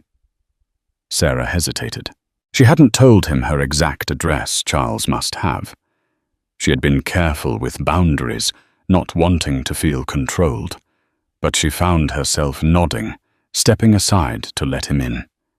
He handed her the flowers, which she placed in a vase on the kitchen table. "I brought some things," he said, lifting the grocery bag. "Fresh fruit, vitamins, and a new jacket for you. The weather's getting colder." The gesture caught her off guard. "Thank you," she managed, smoothing her hand over her growing belly. His eyes flicked to the apartment, taking in the bare walls and modest furnishings. "It's nice, cozy," he remarked, trying to fill the silence. He glanced at her abdomen again, then back at her face. "May I ask, do you know the baby's gender?" She shook her head. "I want it to be a surprise," she said softly. "That's wonderful." William looked down, fiddling with the bag. Finally, he exhaled. "Sarah, I know showing up like this might be too forward. I'm trying to respect your space, but I'd also like to be more involved. I want to help with the doctor appointments, the nursery, anything you need." She studied him, noticing a sincerity in his gaze that hadn't been there during their last tumultuous months together. Why the sudden change, she asked. She recalled the humiliating nights she spent on the streets, clinging to her coat for warmth, while he mingled with venture capitalists. William's shoulders sagged. "When I left, I was consumed by my ambition, believing I couldn't handle a relationship. I was terrified of failing. I did fail you in the worst way. Then once success arrived, I felt emptier than ever.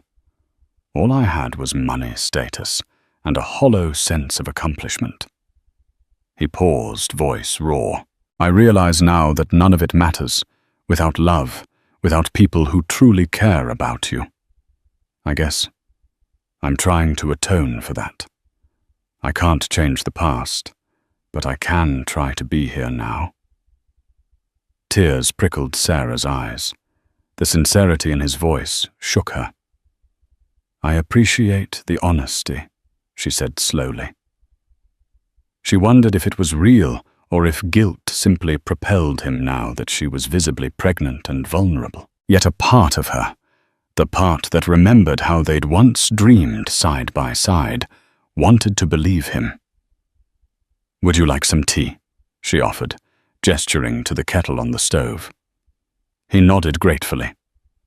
The two of them settled at the tiny kitchen table, sipping tea amidst the silence. The city traffic hummed outside. Neither knew how to pick up the pieces of a shattered marriage in one afternoon, but at least they were there, trying. After a while, William cleared his throat. "I'd like to take you to your next prenatal appointment," he said. "If you'll let me. I can drive or we can get a car. Whatever you prefer." She hesitated only briefly before nodding. "That would be nice." Deep down, a small flicker of warmth lit her heart, something akin to hope. William accompanied Sarah to her next prenatal appointment at Bellevue Hospital. Ms. Francis, the shelter nurse who volunteered there, greeted them warmly, but Sarah noticed the curious glances from staff members. She imagined they recognized William. His face was plastered across business headlines. Yet to his credit, he didn't flaunt his status. He simply held Sarah's coat while she changed into a gown and asked the doctor thoughtful questions about the baby's development.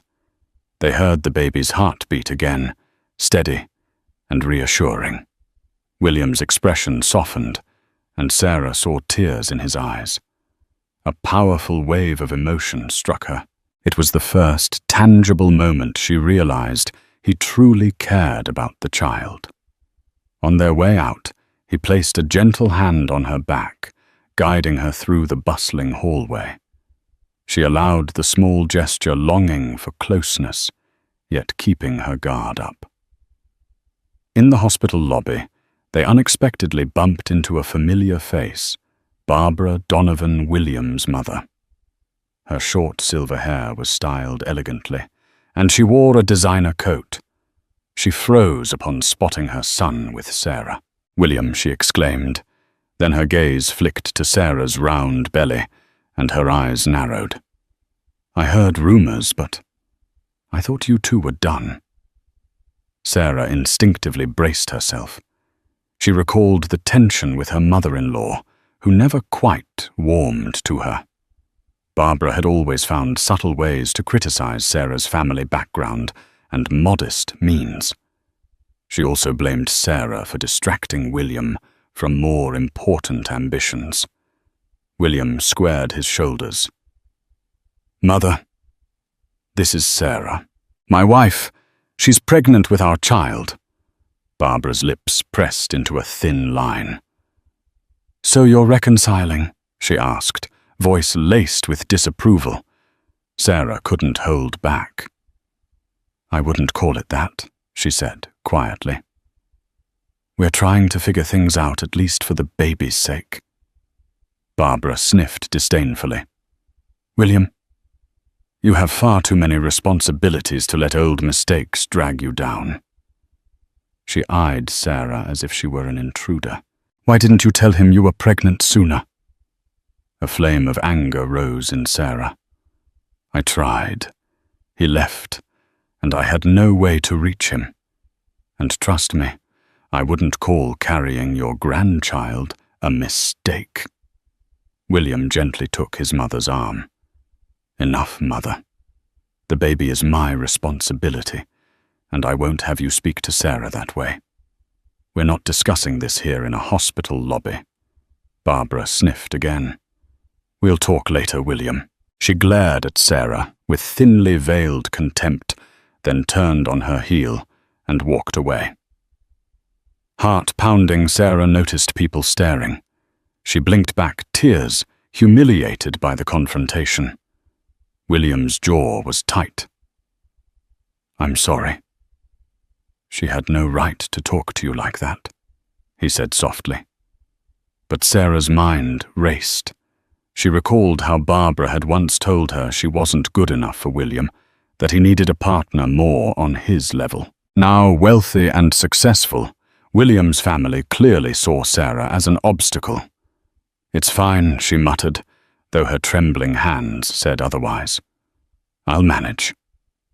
They walked outside, the crisp air hitting their faces.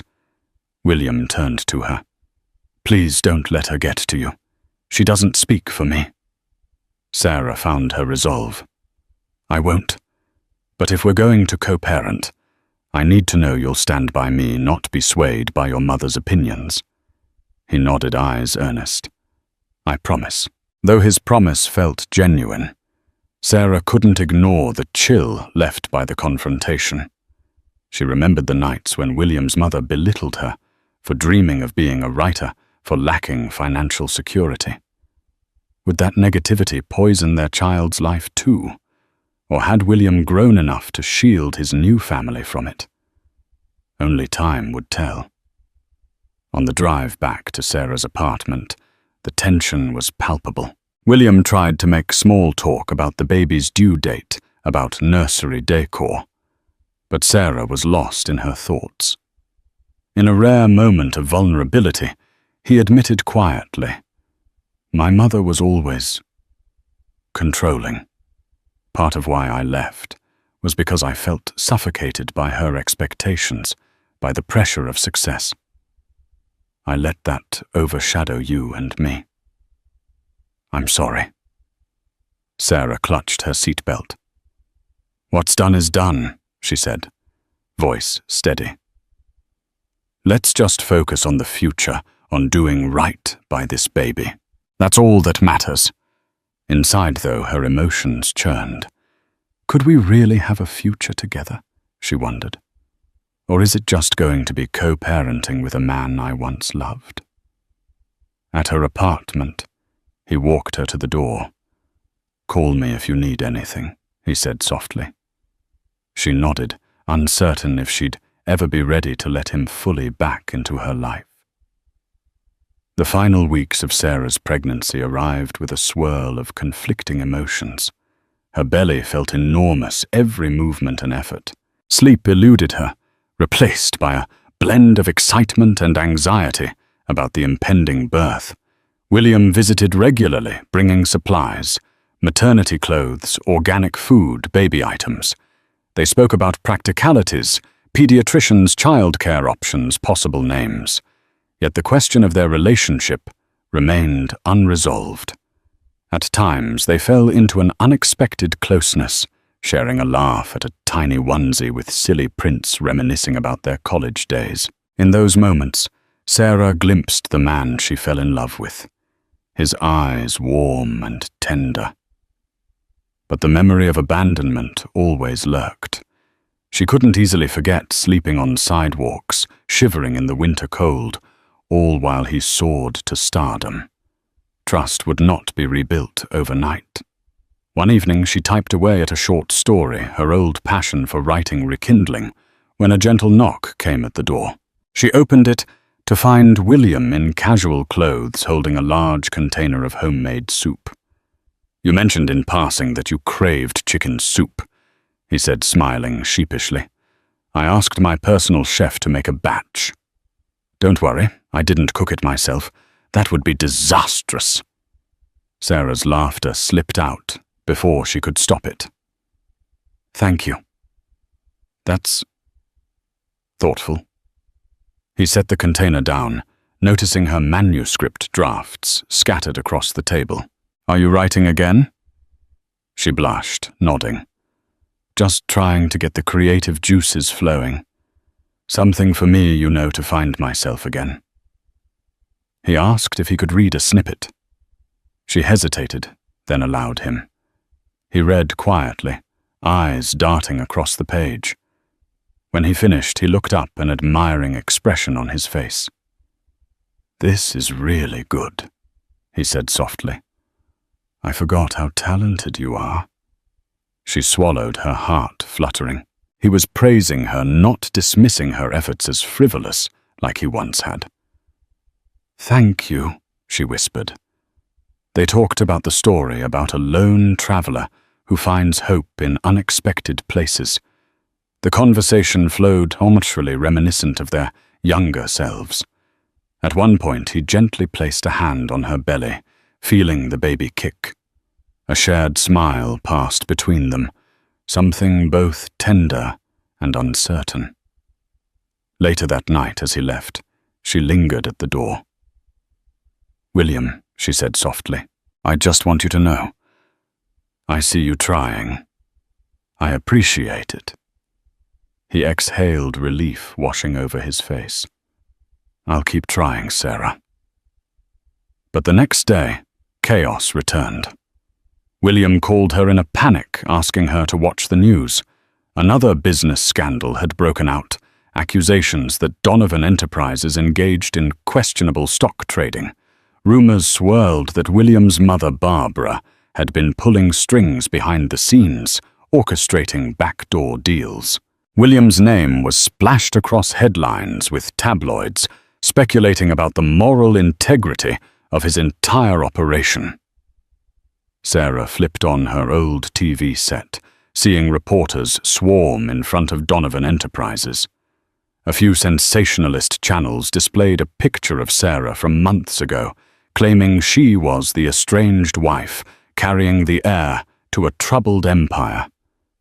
She felt nauseous. Was she about to be dragged into the public eye?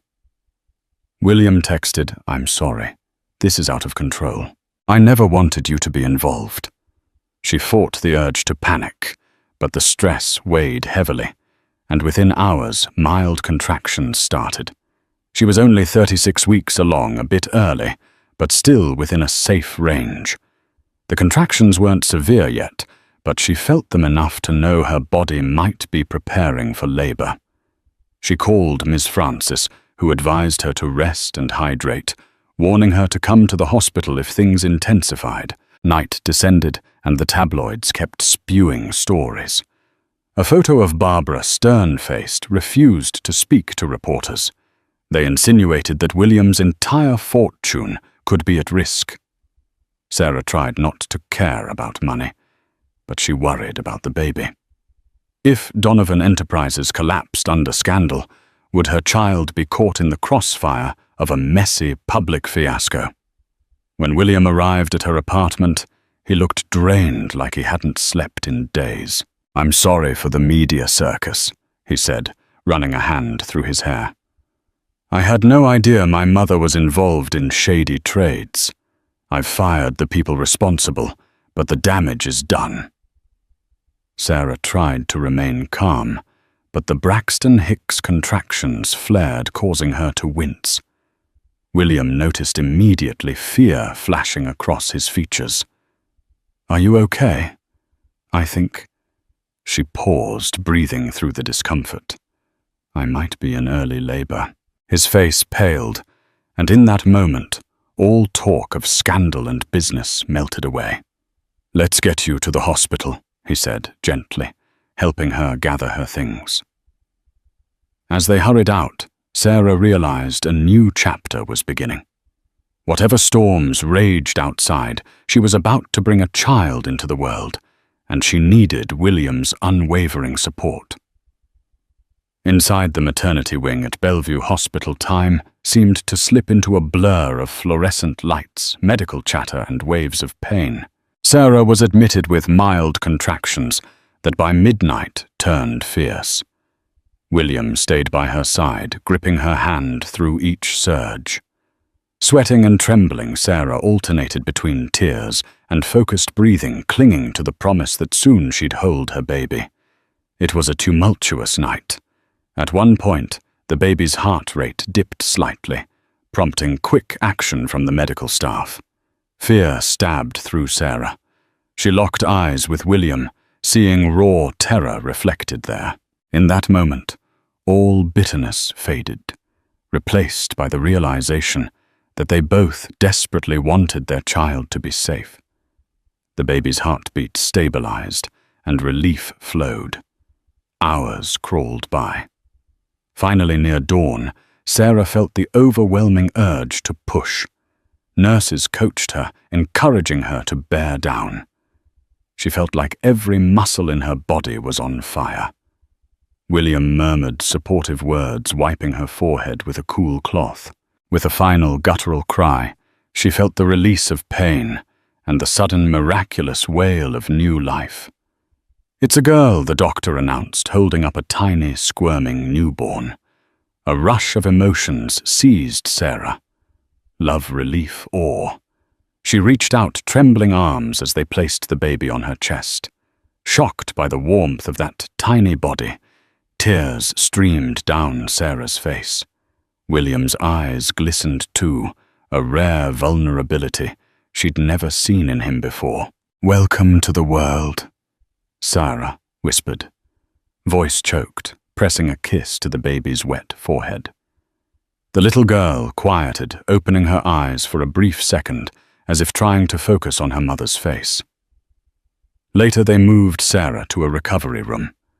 William remained close, pacing the hallway, on calls to his legal team, but always returning to check on Sarah and the baby. He smiled whenever he saw them together, as though the world outside, with all its scandal and drama, had lost its power here. Barbara tried to visit, but Sarah requested only William and the medical staff be allowed in. She wasn't ready to confront her mother-in-law. Not yet.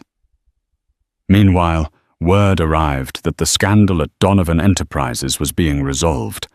William had stepped forward, taking responsibility for corporate oversight lapses and cooperating with regulators. He was determined to repair the damage rather than hide.